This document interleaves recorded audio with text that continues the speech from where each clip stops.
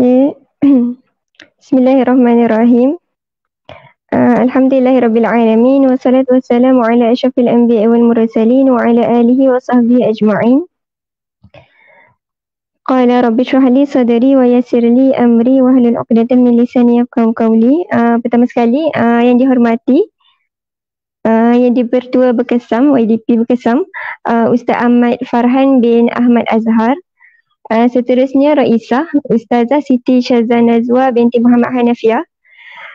Barisan Kepimpinan Staf Eksekutif Bekesam sesi 2020-2021. Dan semualah para hadirin dan juga para penonton tafakuh kita pada pagi ini.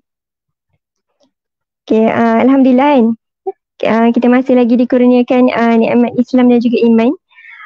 Masih lagi dipinjamkan nafas oleh Allah Subhanahu Wa Taala untuk sama-sama hidup di atas muka bumi ini kan. Dengan kedua nikmat yang sangat besar yang diberikan kepada kita. Semoga nikmat yang diberikan ni diberikan oleh Allah kepada kita ni berkekalan sehingga akhir hayat kita. Dan kita meninggalkan dunia ni dalam keadaan kita beriman dan meninggal dalam keadaan husnul khatimah.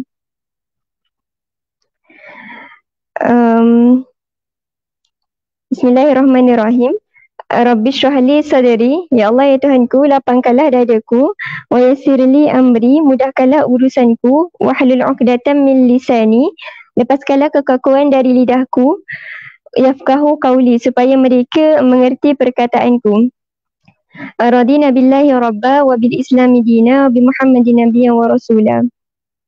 Allah berfirman, kita sama-sama ni lah sebelum kita mulakan tafakuh, mulakan rasanya kita sama-sama tadabbur sikit untuk surah Asy-Syarhun. Okay, yang biasa kita baca lah. A'udzubillahi minasyaitonirrajim. Bismillahirrahmanirrahim. Alam nashrah laka sadrak wa wada'na 'anka wizrak alladhi anqadha zahrak wa rafa'na laka dhikrak. فإن مع الأسر يسرا إن مع الأسر يسرا فإذا فرغت فانصب وإلى ربك فارغب. Sadaqallahul azim. Okay. Alhamdulillah. Surah ni biasa kalau kita baca surah ni kalau kita sebagai seorang pelajar kita akan baca kalau dah nak masuk exam. Dalam keadaan maksudnya kita nak buat urusan supaya dipermudahkan urusan kadang dalam surah ni, walaupun surah ni adalah antara surah yang pendek lah. Surah yang pendek tapi banyak sebenarnya yang boleh kita tadabbur ataupun kita tengok maksud-maksudnya. Surah ni kita boleh amalkan setiap hari kan. Dalam ayat ni disebut Allah sebut apa? Fa inna ma'al usri yusra, inna ma'al usri yusrain. Setiap kesusahan tu Allah akan datangkan balik kemudahan. Maksudnya Allah akan datangkan balik penyelesaian daripada setiap kesusahan tersebut kan. Dan Allah takkidkan ataupun Allah menegaskan lagi lah. Maksudnya dalam ayat yang seterusnya, inna ma'al usri yusra. Fa idza faragta fansab wa ila rabbika farghab. Bila dah habis satu pekerjaan, maka berusahalah untuk melakukan pekerjaan lain kan. Ataupun amalan yang lain. Kalau kita tengok siri kehidupan ataupun sirah Nabi Muhammad SAW yang kita baca lah maksudnya untuk setiap minggu berkaitan dengan fiqh sirah ataupun sirah-sirah lain yang kita dah dengar sebelum ni daripada kita kecil kan, daripada kita kecil, macam mana kita tengok perjalanan sirah Nabi Muhammad SAW ni sangat memberi inspirasi kepada manusia kan. Macam mana perjalanan hidup Nabi Muhammad SAW. Setiap kali kalau kita baca sirah, bila mana Nabi dah diangkat menjadi seorang Nabi, Nabi diuji dengan pelbagai ujian. Nabi diuji dengan pelbagai dugaan. Contoh bila dah selesai satu peperangan, Allah bagi rehat sekejap, Allah datangkan balik konflik-konflik lain ataupun cubaan-cubaan lain kepada Nabi Muhammad dan juga orang Islam. Nak kata kat sini bahawasanya orang-orang yang beriman ni tak akan lekang ataupun tak akan sunyi daripada cabaran, ujian ataupun konflik. Sebab Allah nak uji macam mana tahap kita, keimanan kita dan macam mana cara kita menghadapi ujian tersebut. Itu melalui sirah-sirah Nabi Muhammad SAW. Maksudnya kalau Nabi Muhammad dah habis satu, Nabi Muhammad SAW dah habis satu ujian, akan datang ujian-ujian lain. Yang mana ujian-ujian tersebut memberi, kalau kita kaji balik dan kita baca balik, akan memberi satu pengajaran ataupun kita boleh ambil pelajaran-pelajaran daripada sirah Nabi Muhammad SAW. Dan hari ni kita sama-sama tengok, kita sama-sama baca sirah Nabi dalam satu kitab yang dikarang oleh Syekh Muhammad Said Ramadan Al-Buti kan. Dalam ni bukan sahaja diceritakan berkaitan dengan sirah Nabi Muhammad SAW, tapi diceritakan juga berkaitan dengan kenapa sirah tersebut jadi seperti itu, dan didatangkan hukum-hukum fiqh dalam sirah-sirah tersebut. Dan kalau kita belajar sirah ni bukan sekadar kita tengok cara hidup Nabi lah, sebenarnya kita boleh faham hukum-hukum yang Allah datangkan. Kenapa hukum tersebut didatangkan melalui sirah-sirah Nabi Muhammad SAW. Okay, itu sikit berkaitan dengan surah Asy-Syarh. InsyaAllah kita akan sambung untuk tafakur kita pada hari ini. Satu tajuk berkaitan dengan Yahudi. Kalau sebelum ni kita dah belajar juga berkaitan dengan Yahudi, iaitu Yahudi Bani Qainuqa. Dan hari ini kita akan belajar satu lagi Yahudi, iaitu Bani Nadir. Bagaimana, kenapa Rasulullah SAW ni boleh mengusir Yahudi Bani Nadir, sedangkan Rasulullah SAW dah buat perjanjian dengan mereka kan. Tapi kenapa diusirnya Yahudi Bani Nadir ni? Okay, kalau tafakur sebelum ni kita dah belajar dua sirah terbesar, iaitu pertama Yaumur Raja' dan juga yang kedua berkaitan dengan Telaga Ma'unah. Yang mana sebenarnya dua peristiwa ni peristiwa yang memberi kesan yang sangat besar kepada Islam. Kenapa? Disebabkan ramai orang-orang Islam, orang-orang soleh dan juga orang-orang yang faqih agama syahid kan, dibunuh oleh orang kafir. Jadi merupakan satu kesedihan lah buat umat Islam dan juga terutama sekali Rasulullah SAW. Hari ini kita akan sambung sikit pengusiran Bani Nadir. Kalau yang ada buku boleh buka muka surat 206 kalau sama buku dengan Ana lah. Dan kalau tak ada buku boleh tengok slide yang minggu sebelum ni. Dalam slide minggu sebelum ni ada berkaitan dengan pengusiran Yahudi Bani Nadir. Sebelum tu kita lupa baca doa belajar. A'udzubillahi minasyaitonirrajim. Bismillahirrahmanirrahim. Nawaina ta'alluma wa ta'lim. Ya Allah, kami belajar dan mengajar, wa tadhakkur wa tazkir, mengingat dan memperingatkan, wa naf'a wal intifa'a, memberi manfaat dan mencari manfaat, wal ifadah wal istifadah, memberi faedah dan mendapatkan faedah, wal hasu 'ala tamassuki bi kitabillahi wa sunnati rasulih, menganjurkan untuk berpegang teguh dengan kitab Allah dan sunnah Rasulullah sallallahu alaihi wasallam, wa du'a ila al-huda wa dilala 'ala al-khair, mengajak kepada hidayah, menunjukkan kepada kebaikan, ibtigha'i wajhillah wa mardatihi wa qurbihi wa sawabihi, dan ikhlas dan mengharapkan redha Allah, kedekatan kepadanya serta pahala daripadanya. Amin amin ya rabbal alamin. Okay, kita akan masuk pengusiran Bani Nadir. Okay. Izla'u Bani Nadir. Wa kana fi syahri Rabi'ul Awwal sanah arba'a lil hijrah. Ruya Ibnu Sa'ad anna Rasulullah sallallahu alaihi wasallam kharaja yaum as-sabt fa shalla fi Masjidil Quba wa ma'ahu nafaru min ashabihi min al-muhajirin wal ansar. Okay, diceritakan oleh pengarang kitab Syekh Said Ramadan Al-Buti kata, peristiwa ini berlaku pada bila? Bulan Rabi'ul Awal pada tahun keberapa? Pada tahun keempat Hijrah. Okey. Ibnu Sa'id berkata, Rasulullah SAW ni keluar pada hari Sabtu, salat di Masjid Quba bersama beberapa orang sahabat. Nafar ni kalau dalam bahasa Arab boleh jadi bilangannya lebih kurang 10 orang macam itulah. Daripada sahabat, daripada Muhajirin dan juga Ansar. So jadi Rasulullah keluar pada hari Sabtu bersama dengan para sahabat Muhajirin dan Ansar. Okey, kenapa Rasulullah keluar? Rasulullah datang ke perkampungan Bani Nadir. Rasulullah datang ke perkampungan Bani Nadir untuk apa? Kalau sebelum ni, kalau dalam kisah Bi'rul Ma'unah, dalam kisah Bi'rul Ma'unah, kita tahu ada seorang sahabat yang selamat daripada dibunuh ataupun daripada syahid lah. Dan sahabat tersebut kembali ke Madinah. Sahabat tersebut kembali Madinah dan menceritakan kepada Rasulullah SAW apa yang berlaku kepada orang-orang Islam. Yang mana semua orang Islam dibunuh dan mereka syahid. Jadi jumlah mereka 69 orang yang syahid dan seorang terlepas. Maksudnya seorang yang dapat pulang ke Madinah iaitu Amru bin Umayyah Ad-Damri. Di mana Amru bin Umayyah Ad-Damri ni bila dalam perjalanan pulang ke Madinah, kembali ke Madinah, dia berjumpa dengan dua orang lelaki musyrikin dan Amru ni dia tak tahu yang dua orang lelaki musyrikin ni sebenarnya tak ada berkaitan pun dengan musuh-musuh Islam yang membunuh para sahabat yang lain tersebut. Jadinya disebabkan rasa ketakutan, Amru membunuh juga dua orang lelaki tersebut. Dan bila diceritakan kepada Rasulullah dan Rasulullah selidik, rupanya dua orang lelaki tersebut daripada Bani Amir yang mana tak ada berkaitan ataupun tidak bersebahat lah dengan orang-orang kafir untuk membunuh sahabat-sahabat yang 69 orang lagi tersebut.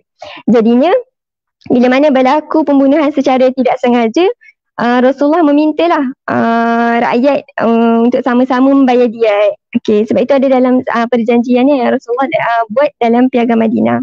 Jadi sebab itulah Rasulullah dan juga para sahabat ni datang ke perkampungan Bani Nadir sebab Bani Nadir ni telah bersetujulah untuk sama-sama membayar diat di atas pembunuhan dua orang daripada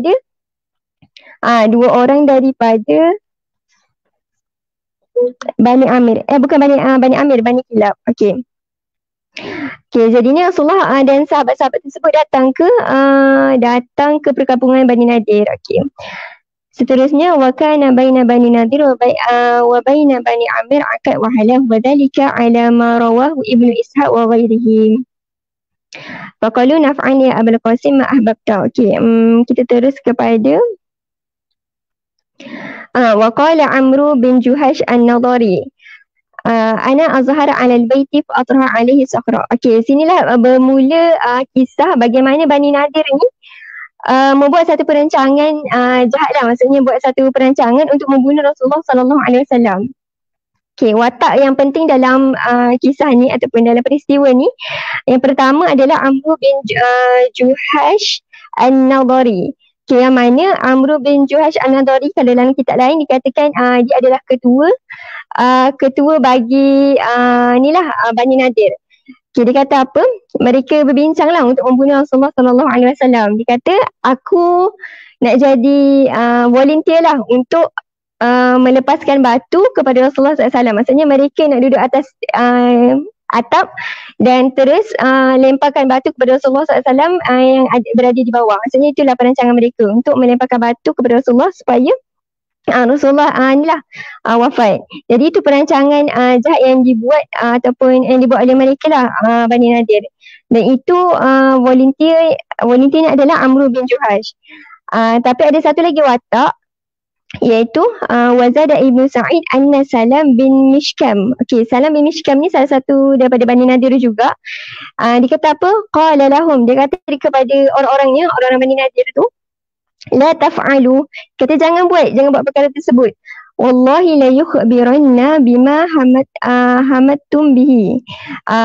Dia kata jangan buat perkara tersebut sebab nanti percayalah bahawa Allah akan mengkhabarkan perkara tersebut kepada Rasulullah SAW. Maksudnya akan diketahuilah perbuatan ataupun muslihat orang-orang Bani Nadir tersebut. Tapi mereka tidak mendengar apa yang dikatakan oleh Salam bin Mishkam ni. Mereka tetap nak meneruskan lah, maksudnya perbuatan jahat tersebut untuk membunuh Rasulullah SAW. Okey. Okey, seterusnya. Okey, itu perancangan yang dibuat oleh Yahudi Bani Nadir.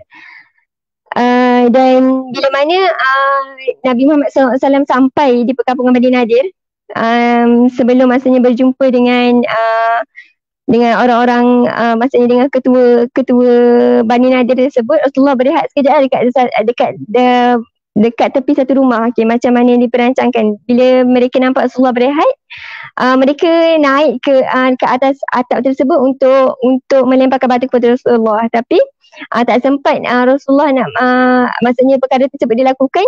Allah menyampaikan berita lah kepada Rasulullah SAW bahawasanya akan ada pembunuhan ataupun cubaan untuk membunuh Rasulullah. Jadi Rasulullah cepat-cepat bangun, dan bila mana Rasulullah bangun, para sahabat terkejutlah dengan keadaan tersebut. Maksudnya Rasulullah tiba-tiba bangun dan Rasulullah bagi tahu para sahabat untuk terus pulang ke Madinah. Maksudnya terus jalan dan bangun pulang ke Madinah. Dan perbuatan Rasulullah tu tidak dinampak. Maksudnya orang-orang Yahudi Madinah tak sedar perkara tersebut. Jadi bila nampak Rasulullah tak ada, mereka macam okey, terkejutlah. Sebab Rasulullah dah tak ada kan.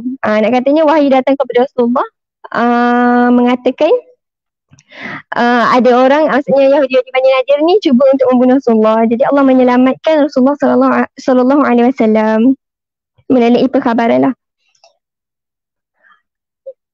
Okey, seterusnya perenggan summa arsala ilaihim Rasulullah sallallahu alaihi wasallam.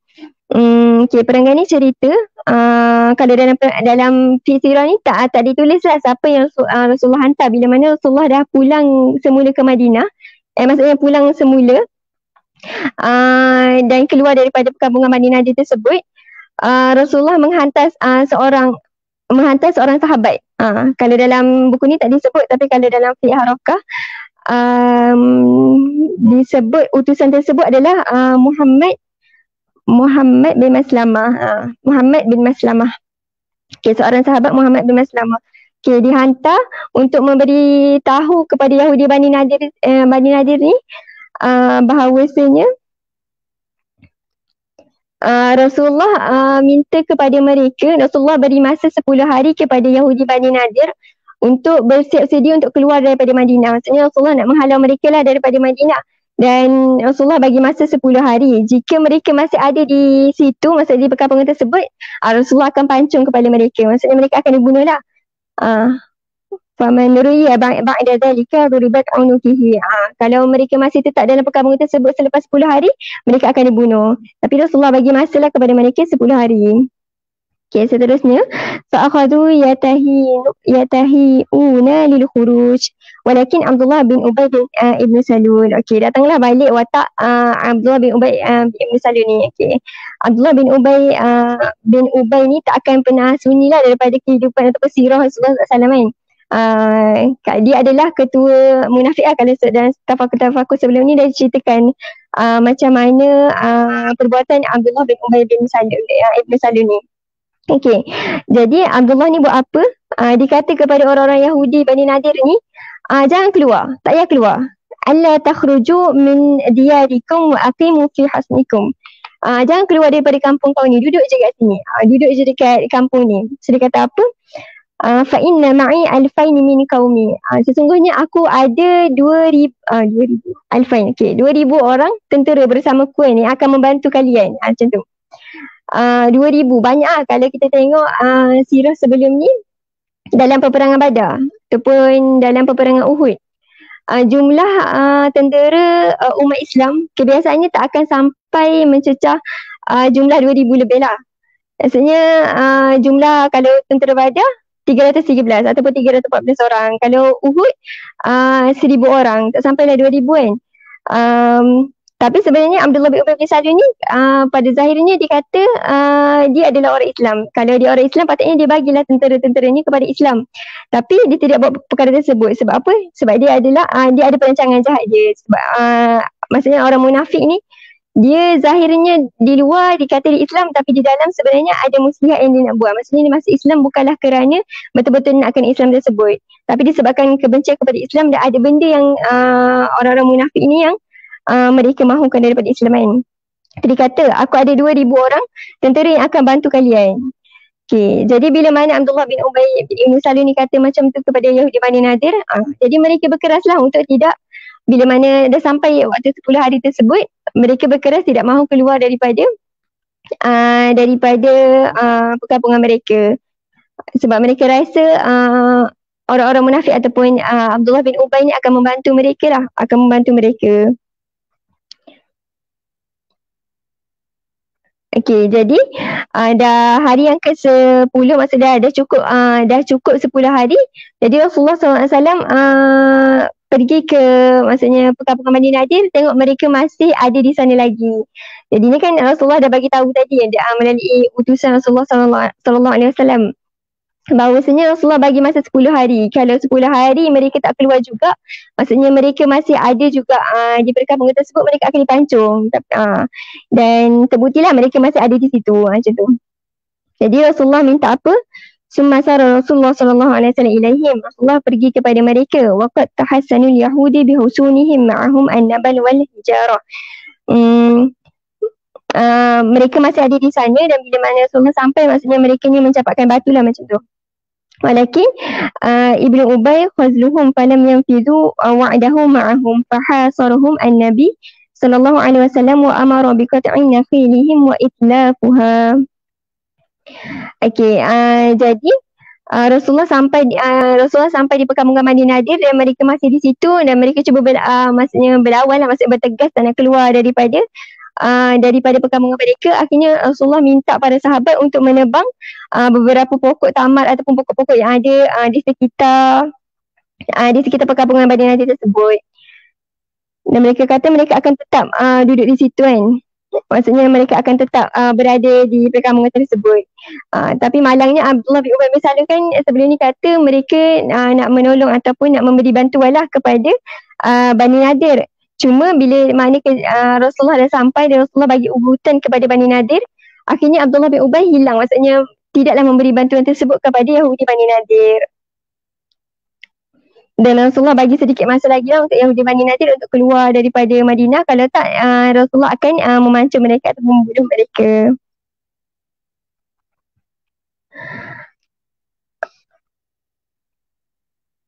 Dan sebelum disebabkan mereka Yahudi Bani Nadir ni, kita tinggal satu poin kan, disebabkan mereka ni maksudnya Yahudi Bani Nadir ni still tak nak keluar daripada Madinah. Sebenarnya kalau dalam keadaan ni tak diceritakan, cuma Rasulullah dalam buku Fiqh Harakah diceritakan Rasulullah membuat kepungan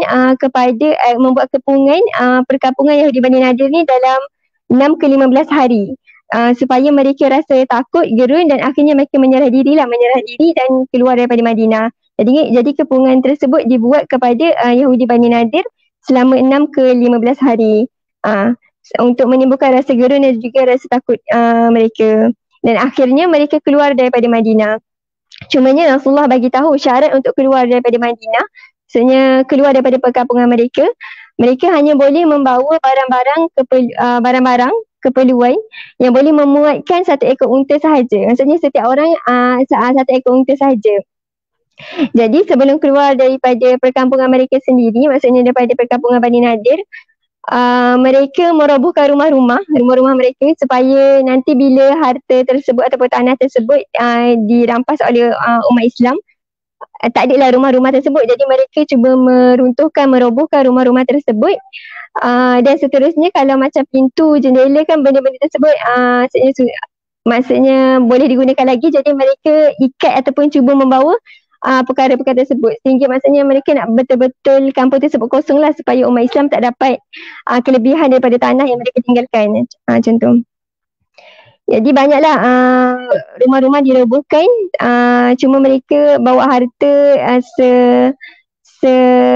untuk seekor unta, dan mereka bawa sekali pintu-pintu dan juga jendela yang mereka mampu bawa. Mereka akan cubalah bawa sebanyak mungkin untuk memuatkan dalam seekor unta tersebut.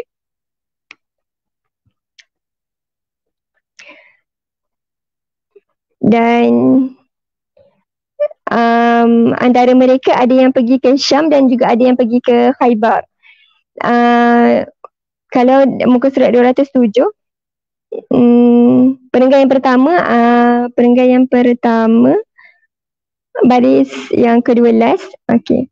Wa tafarraqu ma baina Khaybar wa Syam wa lam yusallimu minhum illa rijalani, Yamin bin Amir bin Ka'ab, Ibnu Amru bin Juhash, wa Abu Sa'ad bin Wahab, fa ahdaru amwalahuma. Okey. Semua Yahudi Bani Nadir ni Semuanya keluar daripada Madinah dan tidak masuk Islam kecuali dua orang, iaitu Yamin bin Amir bin Ka'ab dan juga Abu Sa'id bin Wahab. Okay, mereka masuk Islam, jadi mereka dilepaskanlah oleh Rasulullah SAW dan diberikan balik harta mereka. Dan yang selain daripada ini tidak masuk Islam dan mereka pergi meninggalkan Madinah ke Syam ataupun ke Khaybar. Okay. Watafarraqu baina Khaybar wa Syam. Ke tempat-tempat asal mereka lah, Khaybar dan juga Syam.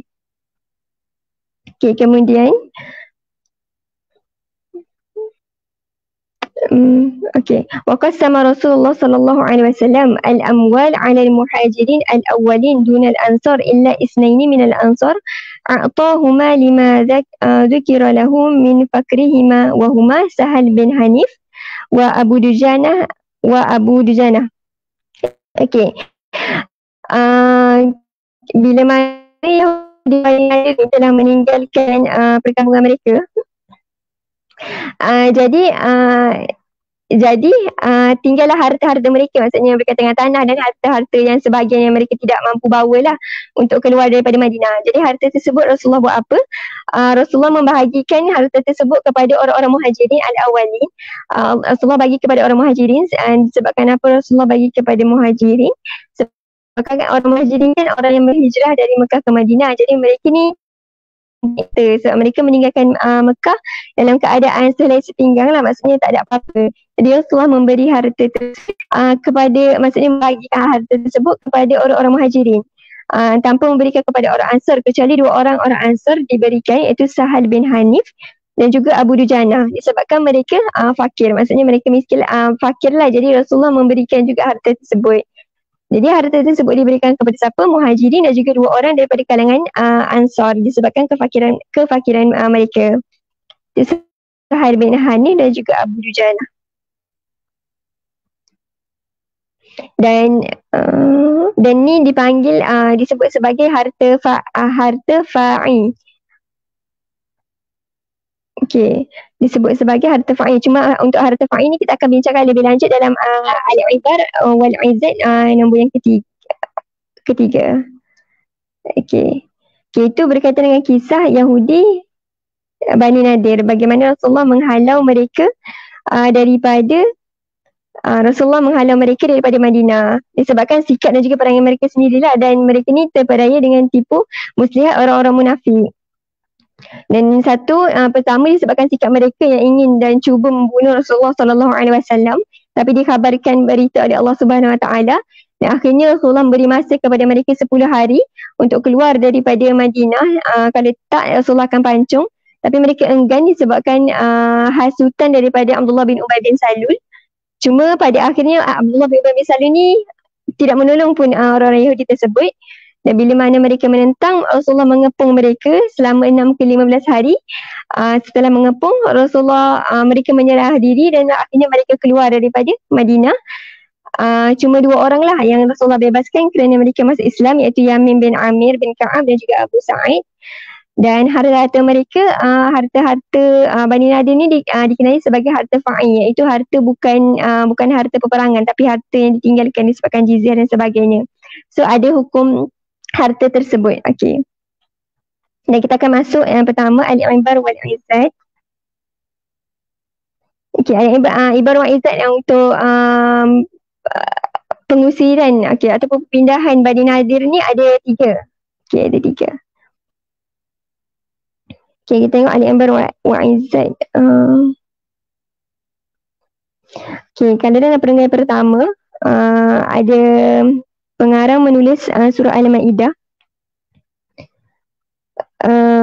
Dalam surah ni Allah mencela orang-orang kafir daripada Bani Israel disebabkan perbuatan mereka ke atas Nabi Daud dan juga Nabi Isa ibnu Maryam, wa zalika bima asaw wa kanu ya'tadun, kerana mereka melampaui batas. Kalau sebelum ni kita dah cerita dah berkaitan dengan Yahudi Bani Qainuqa, macam mana pengkhianatan mereka kepada Rasulullah dan juga kepada orang-orang Islam sendiri. Sebenarnya pengkhianatan orang-orang Yahudi ni sebenarnya berlaku daripada sejak zaman Nabi Daud lagi. Kalau kita tengok dalam surah Al-Maidah ni lah. Sebenarnya dah lama lah pengkhianatan orang-orang Yahudi. Kalau kita nak kaji berkaitan dengan sejarah orang-orang Yahudi ni, panjang lah sejarah Yahudi ni. Cumanya orang-orang Yahudi ni, kalau kita ni lah bagi sikit lah berkaitan dengan Yahudi. Kalau kita tahu orang-orang Yahudi ni pada asalnya mereka mempunyai, maksudnya diutuskan Rasul kepada mereka. Memang sangat ramai Rasul diutuskan dari kalangan orang-orang Yahudi. Dan kitab yang mereka pegang adalah kitab Taurat. Okey, cumanya berlakulah penyelewengan dan akhirnya berlakulah penyelewengan. Asalnya kitab Taurat dibawa tapi dah diselewengkan oleh pengikut Peter. Okey, Peter ni adalah Hawariyun, antara Hawariyun 12 lah. Antara Hawariyun.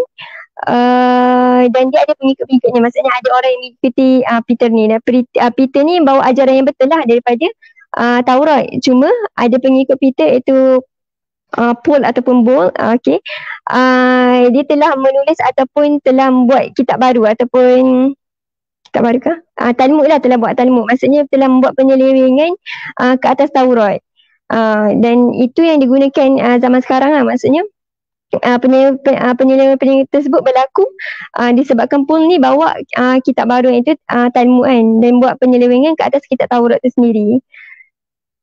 Sebab tu Allah rakamkan dalam surah Al-Fatihah sendiri kan, macam mana Allah kata ghairil maghdubi alaihim waladdallin. Al-Maghdub ni siapa? Orang-orang Yahudi Bani Israel. Mereka ni adalah orang-orang yang tahu, tapi mereka tetap enggan ataupun tetap ego lah, tak nak ikut Islam, tak nak ikut apa yang Nabi-Nabi bawa, kalau mereka tu bukanlah daripada kalangan orang-orang Yahudi. Maksudnya nak kata kesombongan dan keego mereka kan, ataupun mereka ni banyaklah tipu daya dan tipu helah. Sebenarnya kalau kita tengok mereka buat tipu helah ni kepada Nabi Muhammad SAW, nampak benda tu kejam lah. Maksudnya benda tu macam kenapa buat perkara tersebut sedangkan mereka tahu kebenaran tersebut, tapi mereka tetap buat juga perkara tersebut. Kalau kita tengok, bukan Yahudi ni bukan sahaja buat kepada Nabi Muhammad, tapi kepada Nabi-Nabi yang turun kepada mereka pun mereka tetap juga buat, membunuh Nabi-Nabi mereka, tidak mengikut Nabi-Nabi mereka. Itu sifat orang-orang Yahudi kan. Mereka bunuh para Nabi, mereka bunuh para ulama-ulama yang soleh kan. Kalau dalam kitab suci orang Yahudi ditulis kan, mereka anggap bangsa Yahudi ni adalah satu bangsa. Kalau selain Yahudi ni adalah bukan bangsa tapi adalah binatang kan. Kalau kita tengok teori Darwin ni dibawa oleh orang Yahudi lah. Teori Darwin kata manusia yang selain bukan orang, manusia ni adalah beruk tak salah. Maksudnya binatang. Yang manusia ataupun yang bangsa adalah orang Yahudi sahaja ataupun orang-orang Israel lah kan. Jadi mereka menganggap orang-orang selain orang Yahudi ni adalah binatang. Dan ini ajaran ini dibawa oleh Ortodoks Yahudi lah.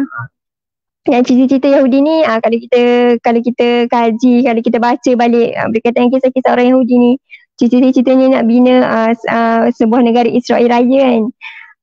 Nak takluk balik empire Nabi Sulaiman. Sebab itulah orang-orang Israel ni cuba untuk takluk balik Masjid Al-Aqsa, sebab nak jadikan Masjid Al-Aqsa tersebut adalah nak jadikan sebagai haikal Sulaiman. Itu adalah cita-cita terbesar lah orang-orang Yahudi, dan masih lagi berjalan perjalanan ataupun siri-siri perjalanan untuk cuba menakluki Masjid Al-Aqsa. Dan Allah ada janji dalam Quran bahawasanya Allah akan menjagalah ataupun menjaga Masjid Al-Aqsa. Tapi itulah sifat orang Yahudi. Pengkhianatan ataupun tipu daya akan sentiasa berlega dalam kehidupan mereka. Sebab tu kalau kita tengok macam mana orang Israel, kalau kita tengok video kita rasa macam nak marah sangat. Mereka bunuh anak-anak kecil, rogol ataupun memperkosa golongan wanita. Sebab mereka rasa manusia itu adalah haiwan kan. Jadi tak ada hati perut lah. Mereka tak ada hati perut kepada manusia-manusia lain. Itu ajaran yang mereka bawa daripada nenek moyang sampailah sekarang, generasi sekarang ni. Semoga kita tidak tergolong dari golongan orang yang suka menganiaya, sebab Islam tidak membawalah perkara tersebut. Okey, jadi kita masuk. Okey, ibarat pertama, summa inna fiha hadhihi al-waqi'ah lidurusan balighah dilalat hamma tata'allaqu bi kathir min ahkam syariah al-islamiyah. Okay, dalam cerita, dalam sirah ni disebutkan beberapa hukum syariah Islamiah. Okay, yang pertama, al-khabar allazi ja'a min Allah Ta'ala ila Rasulullah sallallahu alaihi wasallam bi kashfi ma bayyatuhu al-yahud min al-ghadri bihim. Okay, khabar yang sampai daripada Allah Subhanahu Wa Taala kepada Rasulullah sallallahu alaihi wasallam mendedahkan perancangan tipu daya Yahudi. Ya'uddu wahidah min al-khawarij al-kathira allati akramallahu biha Rasulullah sallallahu alaihi wasallam qabla bu'satihi wa fi asna'iha. Ini menunjukkan salah satu daripada perkara luar biasalah yang terjadi kepada Nabi Muhammad sallallahu alaihi wasallam sebelum diutuskan baginda sebagai nabi dan semasa pengutusan baginda sebagai nabi.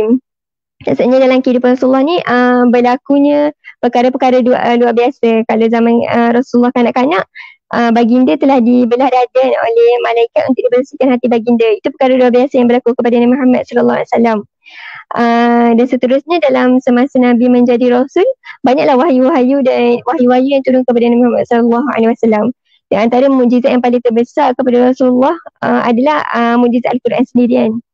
Al-Quran adalah salah satu mukjizat yang terbesar Rasulullah sallallahu alaihi wasallam. Selain mukjizat-mukjizat lainlah yang Allah datangkan kepada Rasulullah sallallahu alaihi wasallam. Okay, berbeza antara mukjizat setiap Rasul. Setiap Rasul tu Allah datangkan mukjizat-mukjizat yang berbeza untuk meningkatkan tahap keimanan seseorang mempercayai setiap Rasul yang diutuskan oleh Allah Subhanahu Wa Taala. Okey. Okay, dalam Ibrahim pertama ni kita nak tahu kenapa dan macam mana Rasulullah sallallahu alaihi wasallam ni mengetahui perbuatan yang ingin dilakukan oleh orang Yahudi kan. Wa qad ambara ba'd al-katibin fi sirah wa faqaha an hadha al-khabar al-ilahi allazi nazala ala Rasulullah sallallahu alaihi wasallam biwadhi nawaya al-yahudi ambara an zalika bi annahu ilham ma yubayyituhu al-yahud lahu. Okey.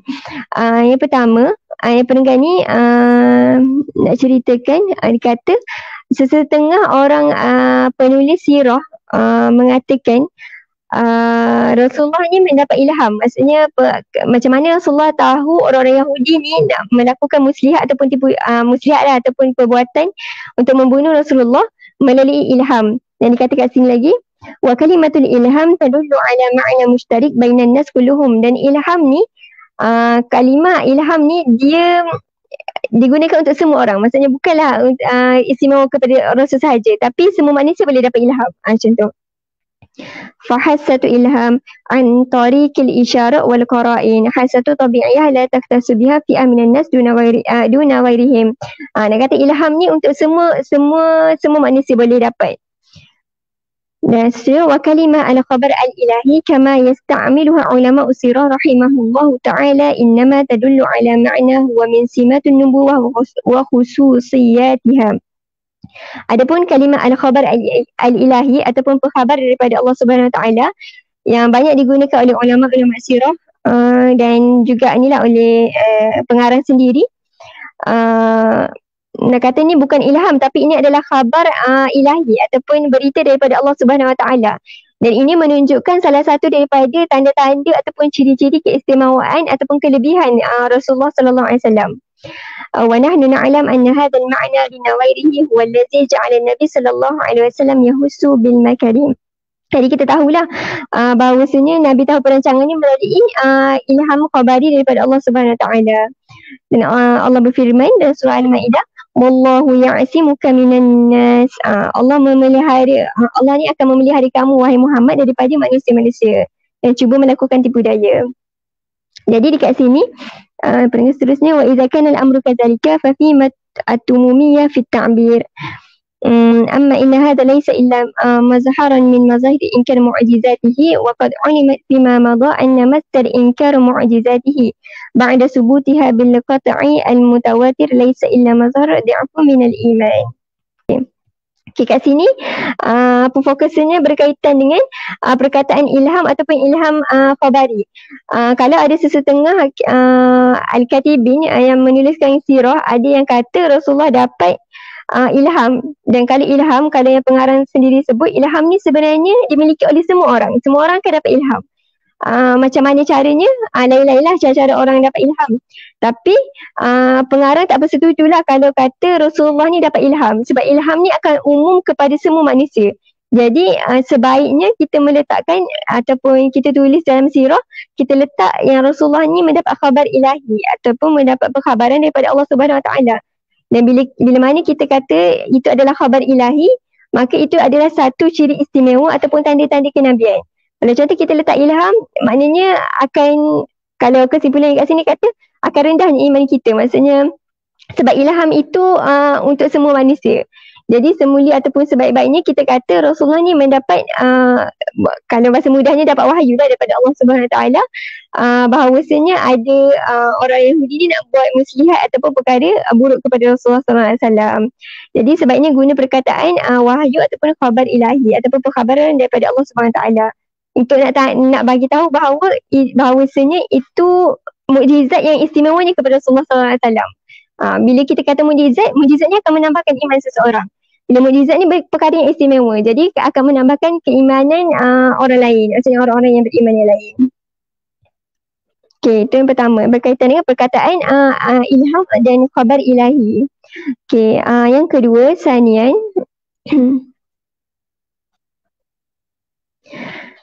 Okay, qat'un nakhil Bani Nadir wa ihraqiha. Okay, kalau kita tadi dah diceritakan oleh pengarang sendiri, masa Rasulullah mengepung Yahudi Bani Nadir selama 6 ke 15 hari,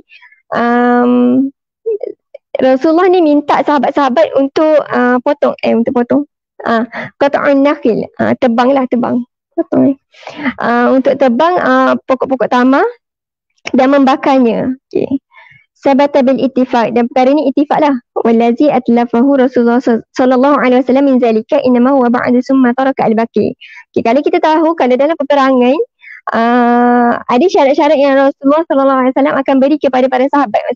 Maksudnya setiap kali peperangan besar, contoh macam peperangan yang kita dah belajar, peperangan Badar, peperangan Uhud, Rasulullah akan berdiri dan sampaikan maksudnya penerangan lah berkaitan peperangan, apa yang tak boleh buat masa perang. Kita tak boleh tebang pokok, kita tak boleh bunuh kanak-kanak, tak boleh bunuh orang tua, tak boleh bunuh wanita-wanita ataupun wanita-wanita lah kan.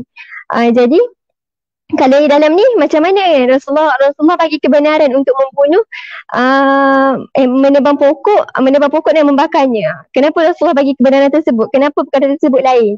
Okay. Jadi dibincangkanlah di sini.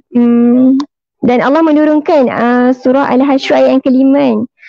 Ma qata'tum min linatin aw taraktumuha qa'imah ala usuliha fa biiznillah. Okay. Apa yang kamu tebang daripada milik orang-orang kafir dan kamu tinggalkannya, itu adalah keizinan daripada Allah Subhanahu Wa Taala. Okay, kenapa perbuatan tersebut dilakukan? Ataupun kenapalah perbuatan tersebut dilakukan? Waqad istadalla ammatul ulama bidzalika ala anna al-hukm asy-syar'i fi asyar al-adu wa itlafuha manutu bima yarahu al-imam aw al-qa'id min maslaha an-nikayatu bi'a'daihim. Okay. Kat sini dia ceritakan berkaitan dengan dia ada sedikit berkaitan dengan siasat syariah, macam mana Rasulullah SAW ni memberi kebenaran untuk sahabat-sahabat untuk menebang pokok-pokok dan juga membakarnya, supaya orang-orang Yahudi ni ataupun orang-orang kafir ni akan rasa takut dan akan rasa terancam. Cumanya para sahabat ni tidaklah menebang semua pokok-pokok yang ada di situ. Ada yang ditinggalkan dan ada juga yang ditebang untuk memberi sedikit ancaman lah kepada orang-orang kafir tersebut. Okay, bila dah beri ancaman, barulah mereka akan menyerah diri. Disebabkan itulah Rasulullah maksudnya memberi kebenaran kepada para sahabat untuk menebang dan juga membakar pokok-pokok tersebut. So ini adalah salah satu kemaslahatan lah kepada umat Islam. Okey, perbahasan Kak Bausu macam panjang lagi. So, kita ambil sikit je lah berkaitan dengan kenapa Rasulullah ni memberi kebenaran kepada orang-orang Islam menebang pokok-pokok dan juga membakarnya. Sedangkan kalau dalam peperangan lain Rasulullah tidak benarkan. Ada setengah keadaan yang Rasulullah benarkan. Kalau dalam keadaan ini disebabkan untuk memberi ketakutan ataupun supaya orang Yahudi Bani Nadir ni menyerah diri. Okey, itu yang kedua. Dan yang terakhir, yang ketiga, insyaAllah yang terakhir kan. Okey, ittifaq al-a'immah ala anna ma ghanamu al-muslimun min a'da'ihim biduni qital wa huwa al-fa'i. Okey. Ittifaq ulama bahawasanya ghanimah atau harta rampasan yang bukan dalam peperangan, bukan dalam siri peperangan itu adalah dinamakan sebagai harta al-fa'i. Okey. Ya'udu an-nazar wa tasarruf fihi ila ma yarahu al-imam min al-maslahah. Okay, kalau harta fa'i ni Okay, harta fa'i ni sebenarnya dia akan jadi milik ketua ataupun dia akan jadi milik, kalau dalam ni akan jadi milik mutlak Rasulullah sallallahu alaihi wasallam. Kiranya harta-harta tersebut bukanlah harta peperangan tapi harta yang ditinggalkan oleh orang-orang kafir zimmah. Okay, harta fa'i adalah harta yang diperolehi daripada kaum muslimin tanpa peperangan.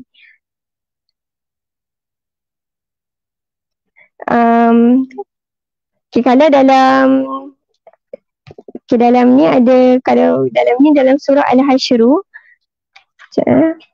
dalam surah Al-Hasyru ayat yang ke-6 dan juga ke-7, diceritakan berkaitan dengan harta rampasan ataupun harta fa'i ni. Allah kata, Allah berfirman,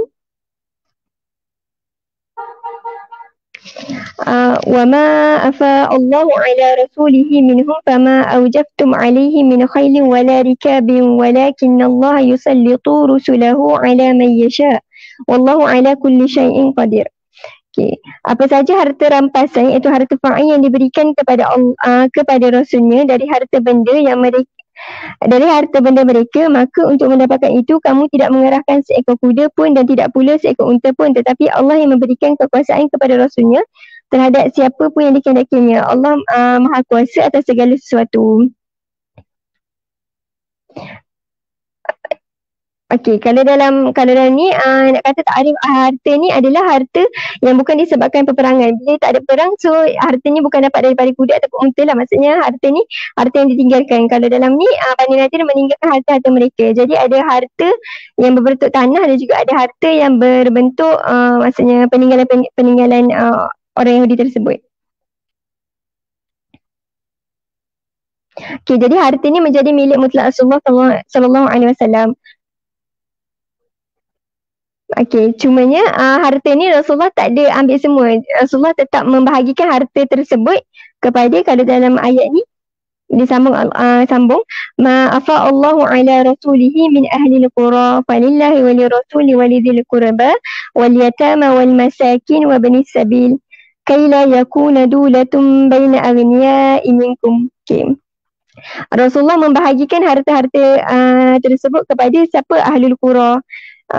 Harta tersebut, harta ni Rasulullah guna kepada ahli keluarga baginda sallallahu alaihi wasallam selama setahun, dan sisa baki harta tersebut digunakan untuk, maksudnya kemaslahatan umat Islam lah, untuk peperangan seterusnya. Dan kalau ikut kat sini, Rasulullah membahagikan juga harta-harta tersebut kepada orang-orang anak yatim, orang-orang miskin dan juga ibnu sabil. Supaya Allah kata apa? Kaila yakunu dulatum bainal aghniya minkum, supaya harta tersebut tidaklah berlegar dalam kalangan orang-orang kaya sahaja. Maksudnya tidaklah berlegar dalam kalangan Rasulullah, dalam kalangan tersebut sajalah. Kalau harta tersebut contohnya dimiliki contohnya satu negara telah dimiliki kan. Jadi harta tersebut akan jadi harta milik ketua negara lah ataupun milik imam kan. Jadi jadi satu, maksudnya keperluan kepada imam tersebut, boleh je dia ambil harta tersebut semua, tapi seeloknya harta tersebut dibahagi-bahagikan supaya tidak berlegar dalam kalangan orang-orang yang kaya sahaja, macam tu. Okay, sebab tu Rasulullah SAW tetap membahagikan harta tersebut. Kalau cerita kat sini, Allah membagikan kepada siapa? Orang-orang muhajirin. Dan juga ada dua orang ansar menerima juga harta tersebut disebabkan mereka fakir. Itu Sahal dan juga Abu Dujanah kan.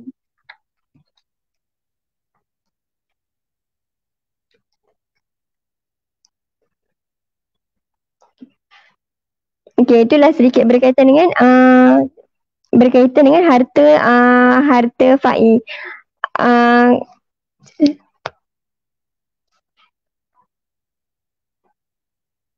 okay.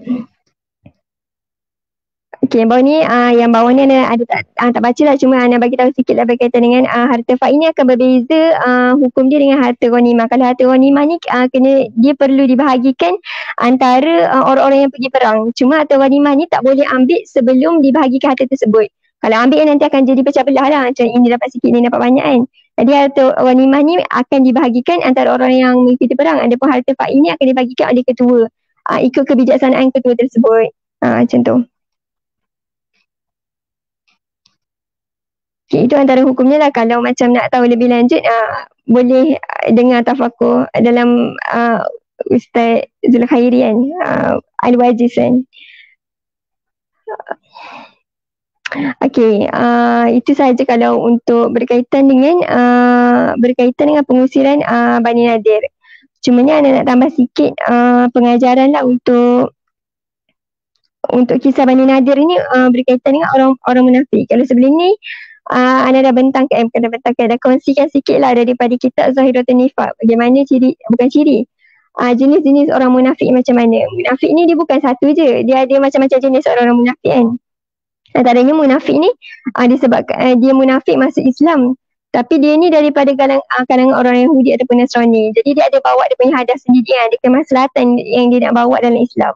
Tapi ada juga orang munafik keluarganya orang Islam. Orang Islam yang betul-betul Islam, tapi dia yang munafik. Dia seorang je munafik. Dia tak keluar daripada Islam, tak murtad kecuali dalam keadaan sembunyi, dan dia tak keluar sebab ada kemaslahatan yang dia nak ambil daripada orang Islam. Itu antara golongan orang-orang munafik.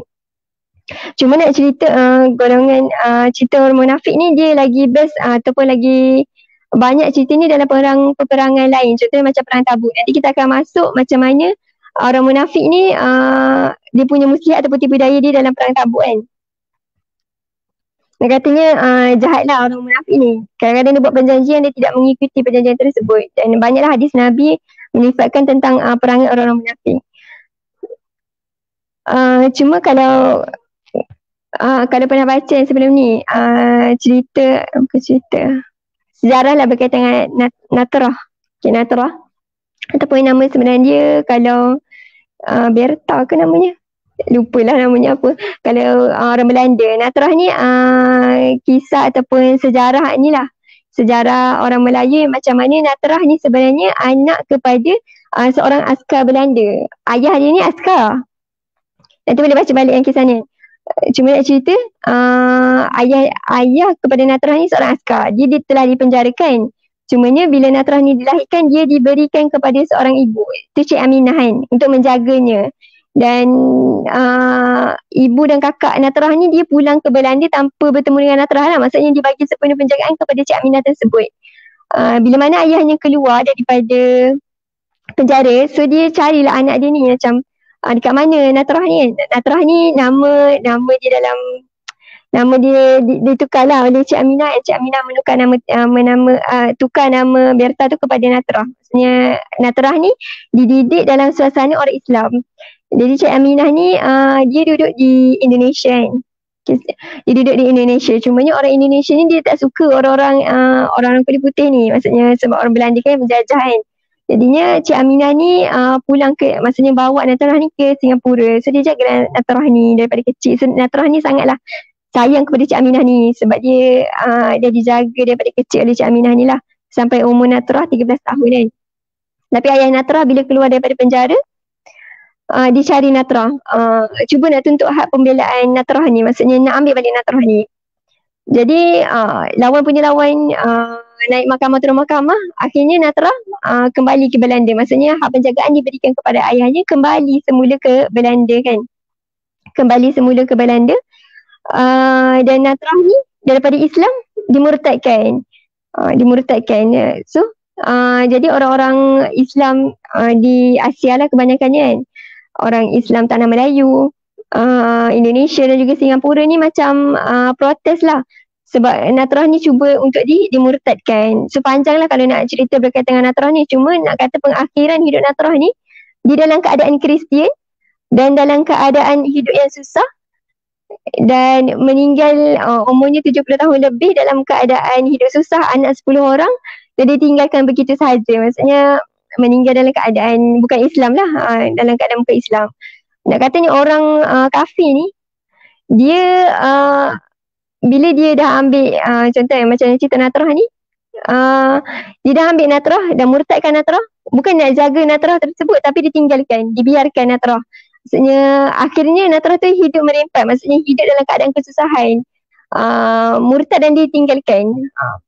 Dan ada juga kisah lain macam mana ada seorang orang Cina kan, dia telah menghina agama Islam kan, hina agama Islam. Jadi bila dah hina agama Islam dekat Malaysia tak salah kisahnya, dia dah hina agama Islam, jadi polis tangkap dia orang miskin je, maksudnya orang yang tak adalah kaya sangat kan.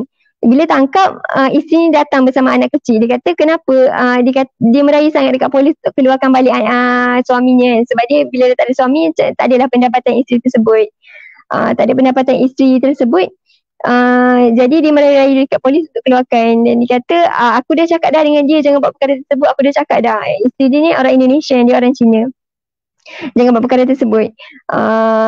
Dan kes dia ni maksudnya kes dia ni tidak dibela, maksudnya tidak dibela lah oleh orang-orang Islam yang lain ataupun orang-orang kafir yang lain.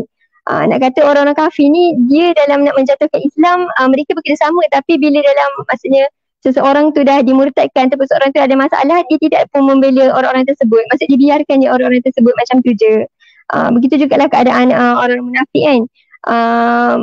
Mereka berjanji ataupun berjanji untuk buat berjanji untuk membantu orang Bani Nadir ni, tapi akhirnya mereka menipu ataupun tidak melaksanakan janji tersebut. Itu antara sifat-sifat orang munafik yang bersama ini dengan orang-orang kafir ataupun orang-orang bukan Islam kan. Dan semoga kita orang-orang Islam bukanlah jadi macam mereka kan. Sama-sama membela ataupun sama-sama membela lah nasib orang-orang Islam, memberi pembelaan kepada nasib orang Islam. Nanti bolehlah tengok balik berkaitan dengan cerita ataupun kisah Natrah ni. Bukanlah tengok cerita kisah cinta dia. Kalau dalam ada setengah buku dia ada buat novel lah berkaitan dengan kehidupan Natrah ni. Bagaimana Natrah ni dimurtadkan kan. Dan akhirnya meninggal dalam keadaan yang maksudnya dalam keadaan bukan Islam dan serba kekurangan.